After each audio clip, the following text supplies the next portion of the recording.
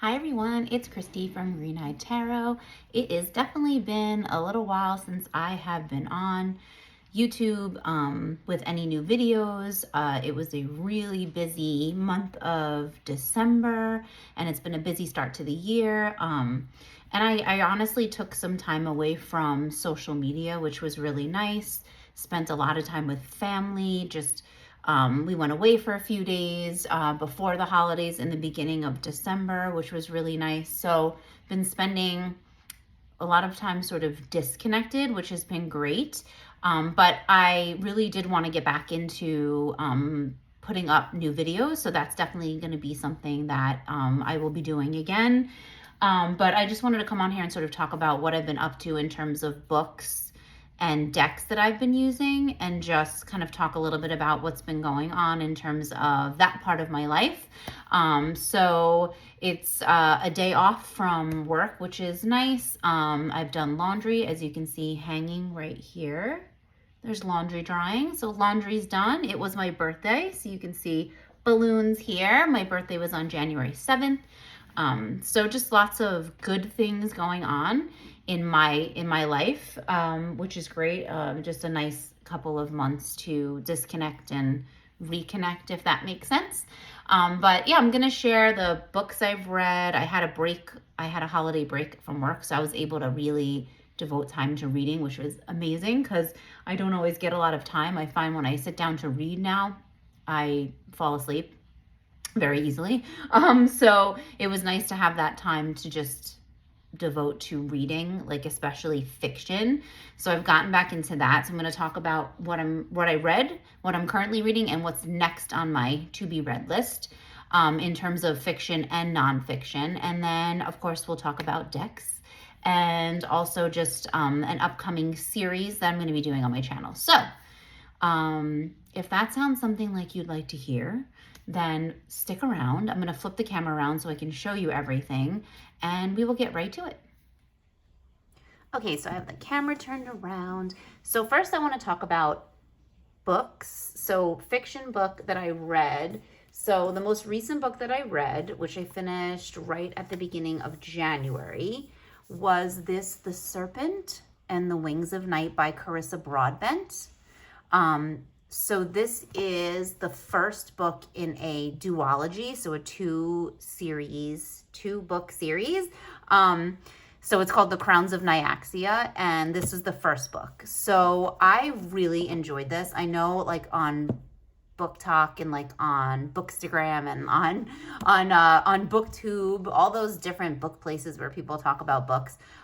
This has had like either people love it or they hate it. You know, there's like sort of no middle from what I've seen. I try really hard not to watch reviews of books. Like I'd rather just find out for myself. So I will like look into what the book is about, but that's it. No spoilers. I want to just sort of read it, you know, and form my own opinions. So, but I really liked this. It is definitely it's definitely set in a world with vampires. Like it's vampires like are the main characters, I will say, in this series. So but the author did a good job of building the world, like and sort of giving you a really good understanding of like almost like a history, right, of the world. So the world building I thought was really good in this. And I like the fact that it was really more like action packed. Like it's more action packed and not so heavily focused on the romance. Like there is romance and I don't mind that. I like that in books. It's fine.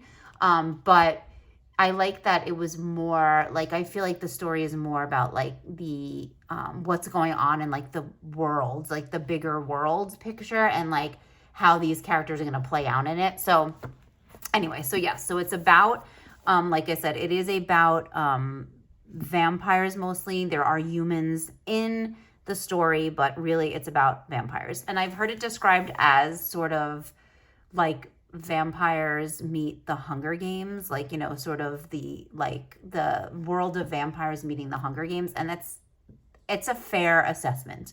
But yeah, so it was really good. It's it's a pretty big book. It's about 500 pages, but I read it really rather quickly. I only read this in a few days because I was really into it. Like, I kept wanting to come back to it when I wasn't reading. So I feel like that's how you know, like, you know, it's good when you're like thinking about it when you're not reading it and you're like, I really want to get back to that. So so I spent a lot of time over my holiday break, and I was able to read this in just a few days. And I can kind of read the back for you. The adopted human daughter of the night-born vampire king, Araya carved her place in a world designed to kill her. Her only chance to become something more than prey is entering the Kajari, a legendary tournament held by the goddess of death herself. So you can kind of see there's vampires and there's humans, and there's this thing called the Kajari, which makes you think of the Hunger Games. So, but it's really good. Like I said, it's action packed. It's kind of gory. Like, there's a lot of like the description of like the scenes where they're fighting and the battle, and it's pretty gory and like just things that are happening. So if that's not your thing, then I would say definitely skip this one. But this was definitely one that was, to me, is more, there is the romance and there is like that love aspect. It's sort of that trope, that enemies to lovers, but then to enemies again trope. So, which, like I said, I don't mind. The romance is fine. Like, having that romance in there. It is a slow burn. It builds like pretty slowly, which I kind of like. I like that sort of slow burn where they don't, you know, where it takes time and there's lots of things that happen that lead to, you know, becoming lovers. And so there's a lot going on, and it was emotional. Like, it had me in my feelings. Like, a couple of times I did find myself like crying and tearing up. So it was definitely touching me emotionally. So this is The Serpent and the Wings of Night by Carissa Broadman. So this is the first, the Nightborn Duet. So the Nightborn Duet, this is book 1. So of course I finished that one, and then I had to immediately get the second book, which is The Ashes and the Star-Cursed King. So this is the Nightborn Duet book 2. So this is the continuing story. So The Ashes and the Star-Cursed King by Carissa Broadbent. This one's like actually a little chunkier. I feel like this is like over 600 pages. So you can see I'm probably maybe like a quarter way. I'm about a quarter way through. So it's just as good. I'm just as invested. All the same characters. It's continuing right where the last one sort of left off. So it's really good so far. So I'm really liking this. And I know the author is writing. So the author is writing other books in this world, but not these characters. So basically the world building in this, the world consists of different houses. So you have like the Nightborn, the Bloodborn, and the Shadowborn vampires. And so this is the Nightborn duet. So then she's going to write, I believe, 2 more duets. So she's going to have like the Shadowborn duet and the Bloodborn duet, I'm assuming. So there are other books being written in this world, but this will be it for these characters, which kind of stinks. Like, I would love to see a continuing story, but then I'm only a quarter of the way through the book. So I'm not sure how it progresses, and I don't know where it's going to end. So I may feel differently when I'm done with this. But I'll definitely come back when I finish this and talk about this. But so far, so good. It's really good. I'm really enjoying it. It's a really good, like, fantasy, but has a lot of action, has a lot of, like, political, you know, intrigue and things going on in this world, and just war and, like, lots of things going on. So it has a lot to hold your attention. It's not just, like, the romance or the love aspect of it. Which is great. I enjoy that's sort of secondary, I feel like, in this story. So yeah, it's really good so far. So that's what I'm reading in terms of fiction. So once I finish The Ashes and the Star-Cursed King, the next book on my list to be read is this, Lilith by Nikki Marmory. So I actually got this as a gift. I was really looking forward to this. I was going to buy it myself, but then I ended up getting it for my birthday. So I'm super excited. So this will definitely be the next one. It says, before Eve, there was Lilith. So as you can imagine, this is sort of a reimagining or a sort of a fictional account of Lilith and all her and her backstory. So I'm super excited to read this. It says, a triumphantly feminist retelling of ancient creation myths in the tradition of Madeline Miller and Claire North. Now, I know I've read a book by Madeline Miller, and I can't remember what it is. I'm sure someone's probably like saying it right now if you're listening to this, but I know I read a book by Madeline Miller, and I cannot for the life of me remember what the title is. But I'll read the back to you. Before Eve, there was Lilith. Lilith and Adam are equal and happy in the Garden of Eden until Adam decides Lilith should submit to his will and lie beneath him. She refuses and is banished forever from paradise. Demonized and sidelined, Lilith watches in fury as God creates Eve, the woman who accepts her submission. But Lilith has a secret. She's already tasted the fruit of the tree of knowledge. Endowed with wisdom, she knows why Asherah, God's wife and equal, the queen of heaven, is missing. Lilith has a plan. She will rescue Eve, find Asherah, restore balance to the world, and regain her rightful place in paradise. I love this. Lilith's quest for justice drives her throughout history. From the ziggurats of ancient Sumer to the court of Israel's queen Jezebel, and to the side of a radical preacher in Roman Judea. Jezebel, Mary Magdalene, Noah's wife, Noria all play their part in Lilith's enlightenment. In the modern age, as she observes the catastrophic consequences of a world built on inequality, Lilith finally understands what must be done to correct the wrongs done to women and all humankind at the beginning of time. Inspired by the ancient myths and suppressed scriptures, Lilith is a thought-provoking and ambitious novel with an evocative literary voice and a triumphantly engaging heroine. Oh my gosh, guys. I'm so excited to read this book. So this is definitely on my to-be-read. This is the next fiction book I'm reading, absolutely 100%. So I'm super excited about it. It is, let's see. It looks like it's about 300 pages or so, and then there's historical notes in the back, which I completely appreciate, which talk about Lilith and where she's mentioned in like within scripture and just within like myth and legend throughout time. And it has Asherah. It talks about all of the people basically and the places in the book: Mesopotamian mythology, Canaan, who Jezebel was, the Gnostic Gospels, Mary Magdalene. So I'm super excited to read this. I think it's going to be amazing. Just the story itself sounds just absolutely amazing. And I've read I read like different books on Mary Magdalene. And I just feel like this is going to like bring me deeper into that sort of mythos and like that world and like just the stories we know and the stories we don't know. So even though this is a book of fiction, I love that it's sort of based around historical, figures. So yeah, super excited. Lilith by Nikki Marmory. I will definitely let you know what I think when I'm done. This will be after The Ashes and the Star-Cursed King. That's next up. So in terms of nonfiction, because I was reading so much fiction, I've been like on the fiction train right now. I haven't read a lot of nonfiction. I go in and out of my nonfiction books. I'm sure people can relate to that. Like you kind of like pick it up and read a chapter and then like a week later pick it up and read some more. And then so to me, I tend to do that. But right now in terms of nonfiction, I started reading The Crooked Path by Keldon, an introduction to traditional witchcraft. This has been around for a little bit. This is not a new book. It's newer.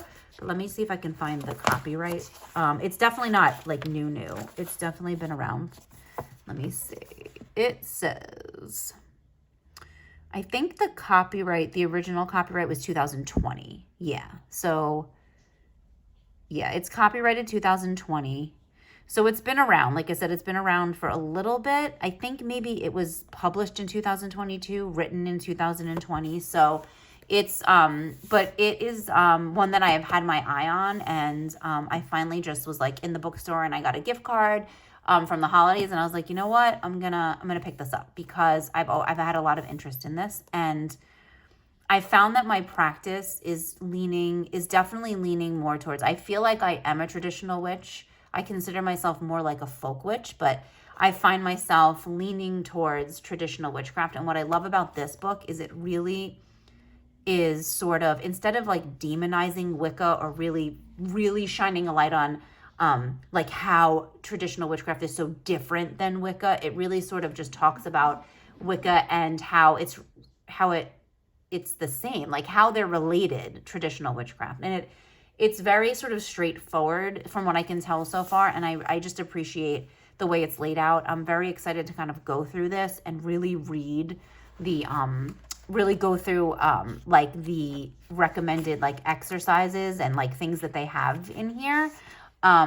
and like the different charms, like making charm bags, things like that. I really want to be intentional about going through this and going through them and then like reflecting on it and just kind of see how it fits within my practice. So I'm excited to keep going with this. Like I said, this is probably going to be an in and out. I'm going to dip into it and like back and forth. I don't think I'm going to sit down and just like read it in one shot. I just want to digest it and sort of really take it in and reflect on it. So that's going to be my nonfiction, I guess, focus is The Crooked Path, An Introduction into Traditional Witchcraft by Keldon. So that's it for books. So now let's move on to decks, which I'm sure is what everyone is here for. So in terms of decks, what I've been using most, and honestly, I haven't been I've definitely been doing still my daily draws, but I have not been as active with my tarot practice as I typically was. So I didn't really take a break completely, but I definitely shifted into it like being way less structured. I definitely find that I don't do well with the tarot challenges. Like I definitely tried. And I keep up with some of them, but I find it's so hard for me to keep up with it. And then I just end up sort of feeling like lost and then like inadequate. And I feel like I'm behind, like it's homework I'm supposed to be doing. And I don't want this to ever feel like work. So I'm finding that the more organic I let my tarot practice be, the better I feel about it, if that makes sense. So but the ones that I have been focusing on, so this is the Ritual Tarot by Tierra May. This is the second edition. So this is the one that has the titles of the cards on the back, printed on the back. Because, I had my eye on this and I obviously saw so many people talking about it and it was really interesting. It looked really interesting to me. But I held off on it because I'm not that big of a fan of collage decks, but this one, the more I've been sort of looking at it, and right now I've just been flipping through it. I haven't used it I've literally just been studying each card, to try to take in everything that's on them because there's a lot going on in these cards. And so when this came up for Kickstarter with the titles on the back, I decided, let me go ahead and do it because I feel like without the titles, it would have been a little bit confusing for me. I feel like I would have gotten frustrated with it just knowing myself. So when this came up and they're very small, but it definitely has what the card is on the back. And it's not very obvious, which I like too. It sort of blends into the back of the card. But yeah, so I really just kind of definitely went with the ones with the titles on the back. When this came up for Kickstarter, I was like, okay, definitely. I think this is my sign to go ahead and do it. And I did. So it's, like I said, I've just been going through and looking at each card and just really looking at it and trying to kind of take note what's on each card in order so that I know I can easily turn it over and be like, okay, this is what this card is. So I haven't even shuffled it. That's going to come after I feel like I go through each card.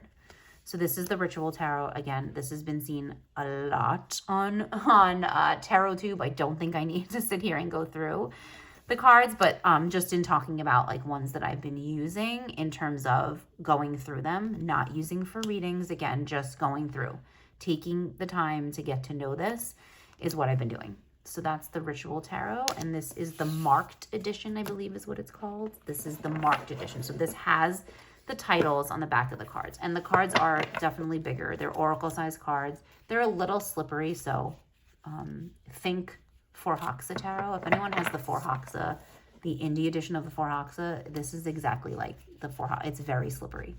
So that is a little bit of a challenge, but I haven't really been shuffling it yet. So, but it's definitely bigger than standard tarot size. So that's the marked edition of the Ritual Tarot by Tierra May. So the next deck that I've been using is the Tarot of Light. This is by Denise Jarvie and artworks by Tony Carmine Salerno, which I think Tony Carmine Salerno's artwork is pretty well known because it's been used in this deck and then other oracle decks and things like that. So this used to be the Art of Love Tarot. So this was originally published as the Art of Love, and then it changed to Tarot of Light. So this deck, I typically always feel like I pull this deck out around this time of year. It is definitely not a traditional system. So it's renamed most of the cards. I think almost all of them are renamed. So the suits are renamed, and then the major arcana, like all the titles of the cards have been renamed. So it definitely has that angelic energy to it. Just really, it reminds me of, it's definitely to me like a self-love deck. I mean, it's called the Tarot of Light. It used to be called the Art of Love.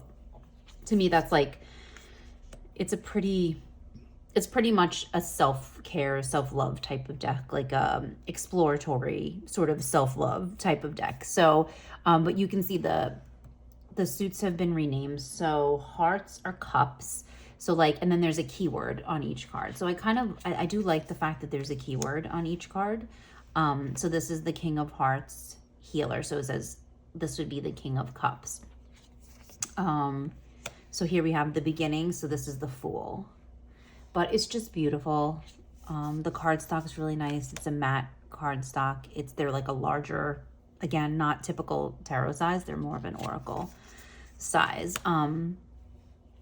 But I do like the keywords on it, and I really like the sort of angelic energy. I'm not one for using like angel decks. This is probably the only one I have that features angels, but and the stars are wands. So that's the seven of wands. Again, the hearts. I really like the artwork. The artwork is very beautiful. The messages are really nice. And like I said, I like having the keywords. So the trees are pentacles. And I believe the angels are swords. Yeah, angels are swords, hearts are cups, trees are pentacles, and stars are wands in this deck. So yeah, I typically use this. I mean, obviously February, we have Valentine's Day. I mean, that's not the only reason I pull this deck out, but it definitely, you know, it reminds me of like that sort of having a self-love, self-care type of deck. This is what comes close to that for me. So it does, you know, it definitely has some religious undertones, which don't bother me, because of the way I associate the images and the imagery. It's okay. Like it's not really, it doesn't really interfere with me using this deck. So this is one that I've been using and I will continue to use. I've mostly been trying to use it sort of like as a weekly energy. So not really daily draws, but sort of like a weekly energy, like for the week ahead. Just kind of energy to focus on. So that is the Tarot of Light. Denise Jarvie and Tony Carmine Salerno. So let's see. In terms of decks, tarot decks, there's really not any other tarot decks I've been using. Honestly, it's been the Ritual Tarot and then the Tarot of Light, and then the one I've been using for daily. I'm going to hold off for the daily ones. I'll talk about Oracle decks. So in terms of Oracle decks, the only one that I've been using besides the Season of the Witch Imbolc Oracle, which I feel like everyone has seen, I've been using these Earth Blessings Oracle cards by Liz Dean. This deck is really, I really like this deck, and I actually got this as a gift, and I was so surprised when I got it. Just for the person who bought it for me, like it was really nice. It was a surprise, I'll say. And I really, really like it. So it is kind of based on the 4 seasons.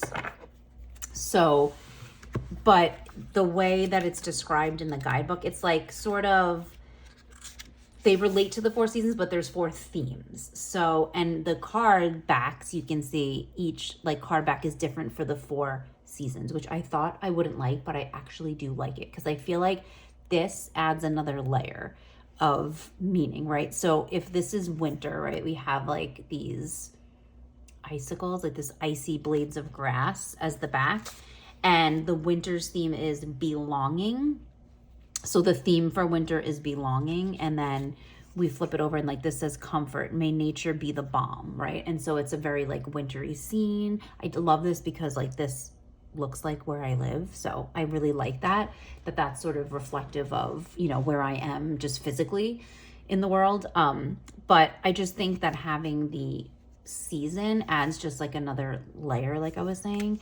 They're pretty standard tarot size. They're matte cardstock, which I love. I love the matte cardstock. But so we have the different energies. So like this one is spring, and the energy of spring is flow. So this one says timing, may this be the right moment. So there's an upright and reverse meaning for each, and then there's an affirmation. So no, there's not a reverse. It's an insight and a blessing. Like there's an insight and a blessing and then an affirmation, which is really nice because then you can use this deck in a number of different ways. So this is the summer. So that's the summer card back, and summer's theme is inspiration. So here we have sensational. May your sensitivity be your strength. It looks like a rose. So it's really pretty, and it like uses, you know, it's real. These are like photos, which I do like because it's actual photos of things in nature. So these are the Earth Blessings Oracle cards. And let's see if we can get to one of the fall. Let's see. So we have spring. Just trying to get to the autumn cards. And like I said, I just feel like the backs, like them tying to like each a different theme, it just adds sort of a different layer of meaning. So here we have the fall, right? So this is the autumn, and autumn's theme is appreciation. So there's the backs, and this one is key. May you let the answer come. I love that. It does look like a key almost. So just, I like it because it reflects things that, like I said, are like in where I live. Like there's the things that are on the cards are, I could find most of these things like geographically where I live. So, but they're really nice. May you find the balance. And like I said, I didn't think I was going to like them as much as I do, but they're really nice. And like I said, the matte cardstock is really nice. Here we have change. May you bless the turning of the leaves. So as someone who really is trying to connect with nature as part of my spiritual practice, this is an amazing deck like to have. And I just think it's going to be really special to use this year. And I'm really thankful that I got it. Like I said, my mom actually bought these for me. So that sort of makes it even more special. And I think I feel like I saw somewhere that there's also like these are the earth blessing cards, but they have like air blessing cards. And I think like water blessing cards. I don't know. I could be making that up, but it's worth looking into. I think there's also like other decks. Like these are the earth blessings though. And like I said, this is by Liz Dean. And Liz Dean wrote a tarot book that I have. And I can't remember the name of it, of course. But I know I have a tarot book written by her. So this is, I'm trying to think how many cards are in this deck. 48. So a decent amount of cards. And like I said, I don't mind that they have different backs, like for the different seasons. So if it's 48 cards, then there's 12, right? So there's 12 cards for each season. So yeah, so they're really pretty, really nice cardstock. I love that they're real images. They're like photos. But yeah, really nice. I'm really looking forward to using this as part of just my spiritual practice and how I can incorporate it into my tarot practice. So these are the Earth Blessings Oracle cards by Liz Dean. So that's the one really that I'm working with the most. And then my daily deck, the deck that I've been using for really all daily draws, really the deck I've been using the most since probably the middle of December. And it's really no surprise. And that's the Witch Sister Tarot by Julia Jeffrey. Anyone who's watched my channel, really any videos on my channel, knows that the Tarot of the Hidden Realm is pretty much my favorite deck. I don't really even consider it a deck anymore. I consider it like a tool and like a friend because I used it so much. So this, this I've been following. I obviously followed the creation of this deck for a very long time because I follow Julia Jeffrey it's almost at stalker level. But I have an unhealthy obsession with her and her artwork. It's some of my favorite. She's my favorite tarot, obviously my favorite tarot artwork creator. I absolutely adore her artwork. I have an original drawing of hers hanging on my wall right now. I'm looking at it. It's right in my sacred space. It's one of my like prized possessions. It's framed and hanging right here, so I can always see it. So Witch Sister was one that I obviously was waiting for, and I know everyone else who has gotten it loves it just as much as I do. I've seen nothing but, you know, positive, obviously positive discussions around this deck. So, and it's been all over Tarot Tube, so I'm not going to sit here and show this entire deck. But what I will say is the deck I've been using it with is something that I've been really loving. So this deck is the one that I've been pairing with it, and this is what I've been using almost every single day because I've been having so much fun with it.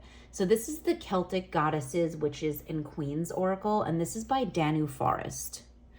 And this is just, the deck is like the most amazing deck for if you work with or you're studying sort of Celtic and pre-Christian Celtic deities and like myths and legends and things. And I just love the way, sort of the energy that it's bringing out from the Witch Sister. To me, it has, because the Witch Sister Tarot is very based on Celtic, specifically Scottish myth and legend, and Scottish witches, and the energies of deities, you know, that relate to goddess energy and witch energy. I feel like the decks like work so well together because they have the same type of energy. Obviously, they're dealing with the same subject matter, and just the oracle alone, the Celtic Goddesses, Witches, and Queens Oracle, like the guidebook is amazing because it's been impeccably researched. And I'll kind of show you what that looks like. But just in terms of me using these two decks together, it's just been magical. And I mean, the Witch Sister it's so much better than I mean, I've watched it. I knew the imagery. I followed Julia as she created the artwork for it. And so, but it's so much more, obviously, having it in hand and like seeing it and with the colorations, and it's so much more. But like I said, these two decks together to me have such a, there's such a good energetic match. And like this helps me bring out, the layers of this, because this is really focused in on obviously very specific, like Celtic deities and just myth and legends and, you know, that from that area of the world. So here we have Bridget. So there's, and I love that it includes like, you know, deities that I have become familiar with, but you don't see as much, you know, when we talk about decks and things like that, we don't see them represented as much. I don't see as much, you know, on them. But I absolutely adore this pairing. I absolutely love it. So here we have the Queen of Elfame and the Elder Mother. Like, not even just aesthetically, it's just the energies and the how they complement each other, and just each brings out something else in the other, if that makes sense. So yeah, I love it. So we have the 6 Coventina. So there's a lot of Gaulish, a lot of Brythonic deities in this oracle deck. So yeah, I absolutely adore these. Look at this, the 3 of Skies and Boudica. Like they just have this great little symbiotic relationship, and it's been so fun to have these together, just to work alongside of each other. So that's the Witch Sister, and I'm going to talk about the Witch Sister in a minute a little bit more. But this is, again, like I said, the Celtic Goddesses, Witches, and Queens Oracle by Danu Forest, artwork by Dan Goodfellow. It's gorgeous, and like I said, the guidebook is especially, look at Rosemerta. I love it. The guidebook is especially, has just a lot of info in there about this. If you're interested in Celtic deities, if you work with them, if you've researched them, if this is the, you know, Nemetona is one of my matron deities. So I love this depiction of her. Love it. The goddess of sacred spaces, sacred groves. But if you look, the guidebook is pretty chunky. Danu Forrest is an author. She's authored a few books. I have one of her books on my shelf definitely right now. But this is a chunky guidebook, and it includes lots of information. So here we have the Cailleach, and it tells you sort of the Irish, Scots, and Manx. So it tells you the origin, or like the regions. It gives you a pronunciation, and then other names that they go by, and just a lot of information about each goddess or deity, and then the divinatory meaning, and then there's a prayer, which I absolutely adore because of my own spiritual practice. So these are things that I can put into my journal and meditate on. And so yeah, so this deck has been amazing, especially paired with that Witch Sister Tarot. So here's Crethalod. This is a Welsh deity. Again, there are a lot of deities in here that these are not like well known. Some of them, like, you're like, oh yes, that's one that I definitely have heard of, I've read on, I've researched, has been in other decks. But there's a lot in here that are not. So here's like Melusine. And this is British, French, and Pan-European. Here we have Mish. This is an Irish deity. And look at this. Look at this card. Like, if that doesn't scream like Witch Sister, like the Witch Sister Tarot. But it talks about the legend and the myth behind it. And then, like, again, a prayer, divinatory meaning. It's a great deck, a great guidebook. So yeah, so this has been like the match made in heaven for me, and it's just been what I've been using. It's been so fun. I've really enjoyed it. So that's been honestly, the main decks that I've been using are these two. And then just to talk about Witch Sister. So my plan for Witch Sister is I do have a series planned to do a deep dive into this deck. So for anyone who's interested, I'd love to hear your thoughts in the comments. I've already started outlining my thoughts as I started my own deep dive into it. But I've really, because of my connection with the artwork and just how much I was anticipating this deck, I knew that I wanted to devote, a good amount of attention and a deep dive into this so that I can really connect with it. So I've been doing research. So if you're interested, just stay tuned for that. I'm going to film the intro video very soon. I'm connecting, just in reading and learning about how Julia created and just what I know from the background of how she created this deck and what her inspiration was for it. I'm putting together sort of additional literature and areas that you can research to connect more with this deck.